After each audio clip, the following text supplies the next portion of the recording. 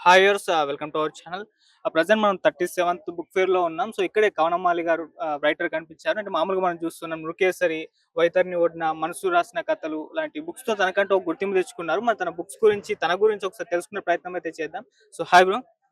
Hi అండి. So, first of all congratulations. 'Nrikesari' మంచి positive response నేను చూసాను. అంటే సోషల్ మీడియా ద్వారా గాని రెస్పాన్స్ అందుకోవడం ఎలా ఫీల్ అవుతున్నారు? చాలా హ్యాపీగా ఉందండి. అంటే ఈ సంవత్సరం విడుదలైన అదే ఫిబ్రవరిలో 'వైతరిని ఒడిన' వచ్చింది. అండ్ సెప్టెంబర్‌లో 'నృకేసరి' వచ్చింది. హ్మ్. హ్యాపీ థింగ్ ఏంటి అంటే 2 కూడా ఫస్ట్ ఎడిషన్ అయిపోయాయి. హ్మ్. రీప్రింట్‌కెళ్ళి మళ్ళీ ఇప్పుడు మీరు చూస్తున్న ఈ 2 కూడా వచ్చేసి రీప్రింట్స్ అన్నమాట. ఓకే. అంటే వితిన్ ఈ లిమిటెడ్ టైమ్‌లోనే వెళ్ళిపోవడము, చదివిన ప్రతి ఒక్కరిలో like most 60% of the people వాళ్ళ ఒపీనియన్స్‌ని షేర్ చేయడం, అందరికి హ్మ్. నచ్చడం చాలా హ్యాపీగా ఉంది. ఓకే. నెక్స్ట్ దాని మీద కొంచెం బర్డెన్ కూడా ఉందన్నమాట. లైక్ అది వెరీ హ్యాపీ యాక్చువల్లీ. వాళ్ళు హ్మ్. అడగడం గూడా అంటే నెక్స్ట్ బుక్ ఎప్పుడు? ఇప్పుడు 'నృకేసరి' తర్వాత 'నృకేసరి కలహప్రస్థం' వస్తుంది. హ్మ్. సో, దాని గురించి అందరూ అడగడము, హ్మ్. రావడము, ప్రత్యేకించి వాళ్ళకి ఆ కథలు గానివ్వండి, ఆ నవల గాని వాళ్ళకేమనిపించింది చెప్పడం చూస్తున్నాం. నాకు చాలా హ్యాపీగా ఉంది. ఓకే. మేజర్‌గా థీమ్ ఏంటి 'నృకేసరిది'? 'నృకేసరి' అనేది మైథాలజికల్ ఫిక్షన్ జానర్‌లో రాశాను. హ్మ్. అంటే నాకు భాగవతం అనేది నాకు చాలా ఇష్టం. ఓకే. చిన్నప్పుడు 'బాపు రమణ' గారు ఈటీవీ సీరియల్ అనేది నాకు అంటే అది ఒక ఎనిమిదో తరగతి పిల్లవాడికి ఆలోచించడానికి, ఊహించడానికి ఒక ఎంతో ఉపయోగపడిన సీరియల్ అది నాకు ఆ టైంలో. అప్పటినుంచి దాని మీద ఒక చిన్న ఆసక్తి ఉంది. ఓకే. నేను పుస్తకం నుంచి పుస్తకానికి అటు వస్తువులను, ఇటు ప్రక్రియలను ఏదో ఒకటి విభిన్నంగా ప్రయత్నించాలి, నేర్చుకోవాలనే ఉద్దేశ్యంతో ఉంటాను. హ్మ్. సో, 'వైతరిని ఒడిన' ఒక స్ట్రక్చర్ బేస్డ్ ఒక శిల్పం ప్రకారంగా రాసిన కథల తర్వాత నవల రాయాలనుకున్నాను. హ్మ్. సో, నవల ఏది తీసుకుందామని ఆలోచించినప్పుడు నాకు ఎప్పటినుంచో ఇష్టమైన ఇదెందుకు మనం ట్రై చేయకూడదు అని చెప్పేసి హ్మ్. భాగవతంలోని ఈ దశావతారాలనే ఈ కాన్సెప్ట్స్‌ని తీసుకొని వాటిని ఈ 2024లో ఈ 2024 టైంలో ఈ టైంకి ఇక్కడున్న సిట్యుయేషన్స్ అన్నిటిని బ్లెండ్ చేసి ఒక మైథాలజికల్ ఫిక్షన్ రాశాననమాట. ఓకే. ఇది చాలా ఎంగేజింగ్‌గా ఉంటుంది. అండ్ మోరోవర్ చాలా డైనమిక్ క్యారెక్టర్స్ ఉంటాయి. స్క్రీన్ ప్లే బేస్డ్ నడిచే కథ మనకిది. ట్విస్ట్‌లు అండ్ ఫస్ట్ టైమ్ నేను ట్రై చేసిందేంటి అంటే, యాక్షన్ సీక్వెన్సెస్ ట్రై చేశాను. అంటే హ్మ్. మనకి యాక్షన్ సీక్వెన్సెస్, ఫైట్స్ మనకు మూవీలో ఉంటాయి తప్పించి, బుక్స్‌లో కూడా యాక్షన్ సీక్వెన్సెస్‌ని రాయొచ్చు విత్ ప్రాపర్ స్క్రీన్ ప్లేతో అని చెప్పి ట్రై చేశాను. ఓకే. మేజర్‌గా అంటే మీరు పుస్తకాలు రాసేటప్పుడు వెయిట్‌ని ఎక్కువగా ఇన్‌స్పిరేషన్‌గా తీసుకుంటారు బయట నుంచి. అంటే మీ అన్ని పుస్తకాలు కామన్‌గా ఉండే పాయింట్ ఏంటి? అంటే నా అన్ని పుస్తకాలకి ముడిసరుకొచ్చేసి సామాన్యుడి జీవితం. నా ఓకే. చుట్టుపక్కల ఉన్న వ్యక్తుల జీవితాల నుంచే నా కథలు నేను తీసుకుంటాను. హ్మ్. ఇప్పుడు మీరు 'మనసు నెసిన' కథలు తీసుకుంటే, నేను పుట్టి పెరిగిన వీధి పేరు సంత బజారు హ్మ్. యాక్చువల్లీ. సో, నేను మొదటగా కథలు రాయాలనుకుంటున్నప్పుడు అంటే సత్యజిత్ రే గారి ఒక మాటుంటుంది. నాకొక సూపర్ హీరోని క్రియేట్ చేయడం కంటే కూడా, ఏ రోజుకి ఆ రోజు ఒక రిక్షా తొక్కుతూ హ్మ్. ఆ రోజు ఆ రోజు గడవడానికి కావాల్సిన ఏమంటారు డబ్బుని సంపాదించుకునే వాడి గురించి చెప్పడం నాకు చాలా ఇష్టమని. హ్మ్. సో, ఆ కోట్ నా మీద చాలా ప్రభావం చూపిచ్చి ఏం చేశామంటే, నేను పుట్టి పెరిగిన వీధిలోని మనుషులుంటారు కదా! హ్మ్. వాళ్ళ జీవితాల్ని తీసుకొని వాటికి నేను కొంచెం కల్పనను యాడ్ చేసి, 'మనసు నెసిన కథలు' అనే పుస్తకం రాసాను. సేమ్ 'వైతరిని ఒడిన'లో కూడా చాలా వరకు హ్మ్. సొసైటీలో జరిగినవి. హ్మ్. సొసైటీలో చాలా చోట్ల జరిగిన న్యూస్‌లో కానీ, విన్నవి కానివ్వండి, ఏదో ఒక ఏమంటారు నాన్ ఫిక్షన్ బుక్స్‌లో చదివినవి కానివ్వండి, వాటి బేస్ తీసుకొనే రాసినవి. సో, నా అన్ని పుస్తకాలకి ముడిసరుకొచ్చేసి సామాన్యుల జీవితం. ఓకే. పుస్తకాలు రాయడమే అంటే రైటింగ్ సాహిత్యం వైపు ఉండడం పూర్తిగా కెరీర్‌గా ఎంచుకున్నారా? లేకుంటే దాన్నొక పార్ట్ టైమ్‌గా చూద్దాం అనుకుంటున్నారా? అసలు రైటర్ అవ్వాలని ఎందుకు అనుకున్నారు? అంటే ఒక మాటలో చెప్పాలి అంటే, అన్నం కోసం ఉద్యోగం అండి. హ్మ్. ఆనందం కోసం అక్షరం. అంతే సింపుల్‌గా చెప్పాలి అంటే. ఓకే. ఎందుకంటే ప్రెజెంట్ ఇప్పుడిప్పుడు ఇంకా బాగవుతుంది. లైక్ ఫినాన్స్ పరంగా కానివ్వండి, రిటర్న్స్ పరంగా కానివ్వండి. హ్మ్. ఇప్పుడిప్పుడు ఇంకా అంటే ఒకప్పటితో పోల్చుకుంటే ఇప్పుడు చాలా మెరుగుపడిందని చెప్పొచ్చు. కానీ ఇదే నేను ఫుల్ టైమ్‌గా తీసుకోలేను హ్మ్. ప్రెజెంట్‌లీ. ప్రెజెంట్‌లీ నేను ఒక ఐటీ ఎంప్లాయీగా వర్క్ చేస్తున్నాను ఇక్కడ హైదరాబాద్‌లోనే. హ్మ్. దాంతో పాటు అంటే అది ఏమంటంటే నా సర్వైవల్ కోసం, నా మనుగడ కోసం. ఓకే. ఇది నా తృప్తి కోసం నేను చేస్తున్నది. నేను నేర్చుకుంటూ, అప్పుడప్పుడు ప్రయత్నిస్తూ రాస్తున్నవే ఇవి. అందుకే హ్మ్. నేను చెప్తుంటాను లైక్ నన్ను ఎక్కడెక్కడ పరిచయం చేసుకున్నా సరే, అప్పుడప్పుడు రచయితని, ఎప్పుడూ పాఠకుడిని అని చెప్పేసి. ఓకే. ఎక్కువ చదువుతుంటాను, తక్కువ రాస్తుంటాను. ఓకే. అలాగే ఇప్పుడు ఒక కామన్ కంప్లెయింట్ ఏంటంటే పుస్తకాలు చదివే వాళ్ళు తగ్గిపోతున్నారు అని జెప్పేసి ఒక విమర్శ అయితే ఉంది. సో, దానికి మీ సమాధానం ఏంటి? అంటే ఆ మాట అంటే నేను పాతవి విమర్శ పుస్తకాలు చదువుతున్నప్పుడు కూడా హ్మ్. 'మధురాంతకం రాజారాం' గారు ఒక పాత 90స్ బుక్‌లో కూడా ఇదే చెప్తారనమాట. హ్మ్. అక్కడ కూడా వ్యాసం వచ్చేసి ఏందంటే తెలుగులో పుస్తకాలు చదివే వాళ్ళు తక్కువున్నారు. 90లో కూడా అదే మాట అన్నమాట. ఇప్పుడు ఓకే. 2024లో కూడా అదే మాటొస్తుంది. హ్మ్. బట్ మనం గమనిస్తే ఏంటి అంటే, ఇప్పుడు ఇప్పుడు విడుదలవుతున్న చాలా పుస్తకాలు రీప్రింట్‌కెళ్తున్నాయి. హ్మ్.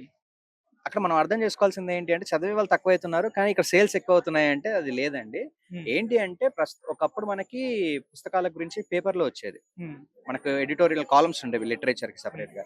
బట్ ఇప్పుడు సాహిత్యం తాలూకు పత్రికలు తగ్గాయి. ఎడిటోరియల్ కాలమ్స్‌లో కూడా మనకు చాలా లిమిటెడ్ ఒక 1 డేకి రిస్ట్రిక్ట్ అయిపోయింది. సో ఈ టైంలో ఏంటంటే పుస్తకం వచ్చిందని జనాలకి ఎలా తెలుస్తుంది అంటే త్రూ ఇంటర్నెట్. ఓకే. ప్రపంచమంతా అరచేతిలో ఉంది ఇంటర్నెట్ లోనే మనకి ఫోన్ లోనే కాబట్టి హ్మ్. ఒక పుస్తకం వచ్చిందన్న ఒక పుస్తకం బాగుందన్న ఆ ఇన్ఫర్మేషన్ వాళ్ళకి ఎక్కడ తెలుస్తుంది అంటే త్రూ ఫోన్స్ ద్వారా. అవును. సో ఒక పుస్తకం మంచిగా వచ్చిందని జనాలకు తెలియపరచగలిగితే అలాగే ఒక పుస్తకం బాగుందని ఎవరైనా చదివిన వాళ్ళు వాళ్ళ అభిప్రాయాన్ని through internet FB or Twitter or హ్మ్. ఇన్స్టాగ్రామ్ వీటి ద్వారా షేర్ చేయగలిగితే హ్మ్. తప్పకుండా ఆ బుక్స్ కి సేల్స్ ఉంటాయి.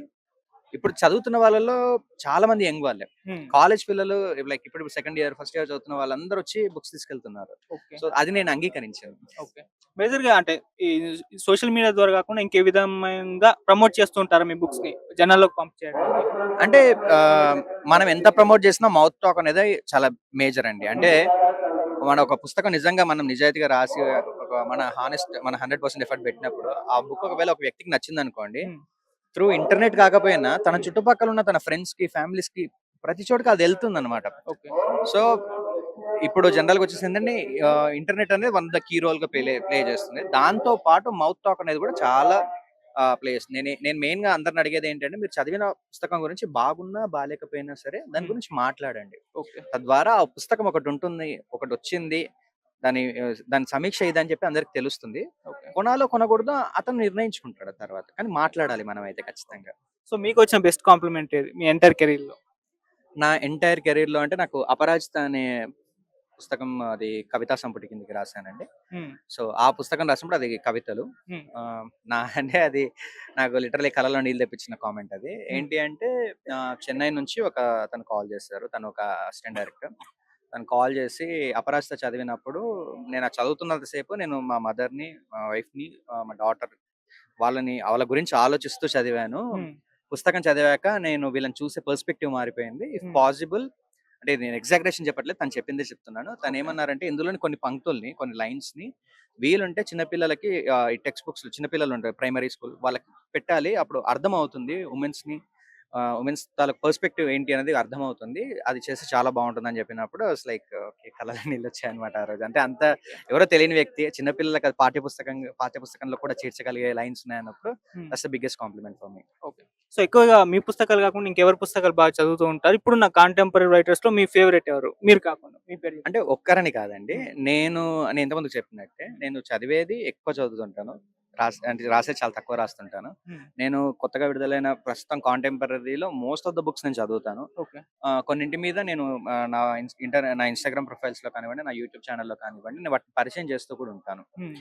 ఇది పలానా పుస్తకం దీని తాలూకు నేపథ్యం ఇది అని చెప్పి నేను పరిచయం చేస్తుంటాను. ఓకే. ఆహ్, చాలా వరకు నేను చదివిన వాటికి నాకు బాగా నచ్చితే అలా పరిచయం చేస్తాను. లేదు నాకు ఓకే బానే అనిపిస్తుంది అన్నప్పుడు నేను ఆ రైటర్‌కి ఖచ్చితంగా మెసేజ్ చేస్తాను. హ్మ్. ఇది నాకు అనిపించింది. ఖచ్చితంగా నేను దాని గురించి మాట్లాడతాను. హ్మ్. ప్రెజెంట్ చాలా మంది రాస్తున్నారండి. 'స్ఫూర్తి కందివనం' గారు కానివ్వండి, 'బాహుదా సుదర్శన్' కానివ్వండి, హ్మ్. 'వివేక్ లంకమల్ల దారుల్లో' హ్మ్. ఆహ్, చాలా మంది రైటర్స్ ఉన్నారండి. ఒక్కరని కాదు. ఒక్కరని చెప్పలేను. చాలా మంది ఉన్నారు. ఓకే. ఇప్పుడు కొంచెం ముందు సీనియర్స్‌గా తీసుకుంటే 'పూడు రాజురెడ్డి' గారు కానివ్వండి, 'మెహర్' గారు కానివ్వండి, హ్మ్. వీళ్ళందరూ అద్భుతంగా రాస్తున్నారు. ఇప్పుడు కొత్తగా ఇప్పుడు 'అభినిర్యానం' కానివ్వండి, హ్మ్. ఇప్పుడు 'ప్రవళిక శాస్త్రి' ఇప్పుడు 'తారా ప్రపంచం' అని చెప్పి కొత్త బుక్ రిలీజ్ అయింది. తను హ్మ్. కూడా చాలా అద్భుతంగా రాస్తున్నారు. ఓకే. సో, ఒక్కొక్కరు ఒక్కొక్క కొత్త జానర్స్‌ని తీసుకుంటున్నారు. కొత్తగా ఏమంటారు కొత్త కొత్త ప్రయోగాలు చేస్తున్నారు లిటరేచర్‌లో. హ్మ్. అండ్ రీడర్స్ కూడా దాన్ని ఆహ్వానిస్తున్నారు, చదువుతున్నారు. ఆ చదవబట్టే సేల్స్ ఇంత బాగా ఉన్నాయి. రీ ఎడిషన్స్‌కెళ్తున్నాయి. కొత్త కొత్త బుక్స్‌ని ఇంకా అంటే మాకు నమ్మకం వస్తుంది. మేము ఇంకా మంచిగా రాయొచ్చు.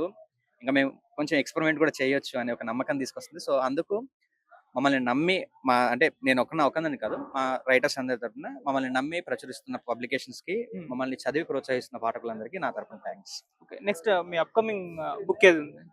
ఇప్పుడు 'నృకేసరి కథన ప్రస్థంకి' కంటిన్యూషన్ ఉందండి. హ్మ్. ఇది 'నృకేసరి కథన ప్రస్థం.' హ్మ్. దీని తర్వాత 'నృకేసరి కలహ ప్రస్థం' ఉంది. ఓకే. అది దీని ఇంకొక సీక్వెల్. సీక్వెల్. హ్మ్. అదొక 3 మంత్స్‌లో వస్తుందండి. అది ఓకే. వర్క్స్ నడుస్తున్నాయి. మేము బొమ్మలు గూడా వేయిస్తామనమాట. హ్మ్. సో, నా ఫ్రెండే తను రాహుల్ అని చెప్పేసి. హ్మ్. మీరు ప్రతి బుక్‌లో కూడా బొమ్మలుంటాయన్నమాట. మేము కొంచెం కొత్తగా లైక్ మనకు నవల్లో బొమ్మలుండవు జనరల్‌గా. హ్మ్.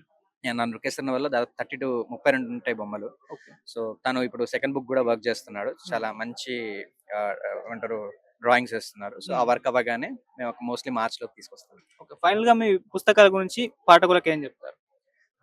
అంటే చదవమని చెప్తాను. హ్మ్. ఖచ్చితంగా మిమ్మల్నయితే డిసప్పాయింట్ చేయవు. ఆ విషయం ఓకే. అయితే చెప్పగలను. ఒకవేళ చదివితే మాత్రం నా రిక్వెస్ట్ ఏంటి అంటే, మీకు నచ్చినా, నచ్చకపోయినా రెండింటికి కారణాలు నాకు చెప్పండి. సో, హ్మ్. నా బలమేంటి, నా బలహీనత ఏంటి నాకు తెలుస్తుంది. నేను అర్థం చేసుకొని మరొక పుస్తకాన్ని మంచిగా రాసే ఒక విధంగా నేను ట్రై చేస్తాను. థ్యాంక్ యూ అండి, ఆల్ ది బెస్ట్ కూడా మీకు. థ్యాంక్ యూ రెడ్ టీవీ అది- ఆదిత్యకి అండ్ కెమెరామ్యాన్ గారికి అందరికి థ్యాంక్ యూ. Thank you.